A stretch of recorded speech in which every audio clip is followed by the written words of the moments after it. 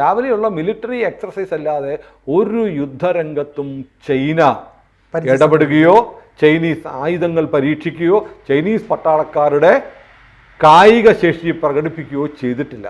അവിടെയാണ് നിരന്തരം നിത്യാഭ്യാസി ആനയെടുക്കുമെന്ന് പറഞ്ഞ് പണ്ട് ഞാൻ പഠിക്കുമ്പോൾ മലയാളത്തിൽ ഒരു പാഠം ഉണ്ടായിരുന്നു. നിത്യാഭ്യാസി ആനയെടുക്കും, ഇങ്ങനെ ഒറ്റ കണക്ക്. അതായത് ഇങ്ങനെ കഥ ഇങ്ങനെ സിനു പഠിച്ചിട്ടുണ്ടാവില്ല. സിനു ഇംഗ്ലീഷ് മീഡിയത്തിൽ പഠിച്ചാൽ ഞാൻ മലയാളം മീഡിയത്തിൽ. അപ്പോൾ ഇങ്ങനെ എന്താ വെച്ചാൽ ഒരാളിങ്ങനെ മറന്നുപോയി, ഒരുപാട് വർഷം മുമ്പല്ലേ, 40-45 വർഷങ്ങൾക്ക് മുമ്പുള്ള കാര്യമല്ലേ. ഇങ്ങനെ ഈ കല്ലുകൾ പെറുക്കി മുകളിലേക്ക് ഇടും. മുകളിൽ ഒറ്റ നോട്ടത്തിൽ എത്ര കല്ലെന്ന് പറയും, മുകളിലോട്ടിടുമ്പോൾ ചെറിയ കല്ലുകളാണ്. അങ്ങനെ മറ്റാണ് ഇതിൻ്റെ കഥ.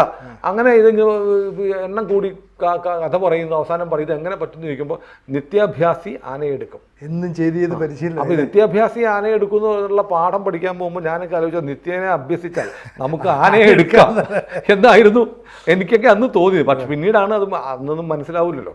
അപ്പം സാറിങ്ങനെ പറഞ്ഞു തന്നു, അങ്ങനെയല്ല, നമ്മൾ എന്നും പ്രാക്ടീസ് ചെയ്താൽ ആനയെപ്പോലെ വലിയ അസാധ്യമെന്ന് തോന്നുന്ന കാര്യങ്ങൾ പോലും ചെയ്യാൻ പറ്റുമെന്നാണ് മക്കളെ ഇതിൻ്റെ അർത്ഥം. അല്ല നീയൊക്കെ രാവിലെ പോയി ആനയുടെ കാലെ പിടിക്കാൻ പോയാൽ ആന നിന്നെ ചവിട്ടി അരയ്ക്കും എന്നൊക്കെ പറഞ്ഞിട്ടുണ്ട്. ഏതായാലും നിത്യാഭ്യാസി ആനയെടുക്കുമെന്ന് പ്രൂവ് ചെയ്തിരിക്കുകയാണ് ഇന്ത്യൻ ആർമി.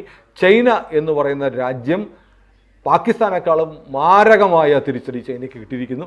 ചൈന ഇന്ത്യക്ക് മുന്നിൽ ഒന്നുമല്ല എന്ന് തെളിയിക്കപ്പെട്ടിരിക്കുന്നു എന്നതാണ് ഈ ഓപ്പറേഷൻ സിന്ദൂറിൻ്റെ ഒരു സൈഡ് എഫക്റ്റ്. കൂടുതൽ വാർത്തകളും വിശേഷങ്ങളും നിങ്ങളിലേക്ക് എത്താൻ ABC മലയാളം സബ്സ്ക്രൈബ് ചെയ്യുക, ബെൽ ബട്ടണും അമർത്തുക.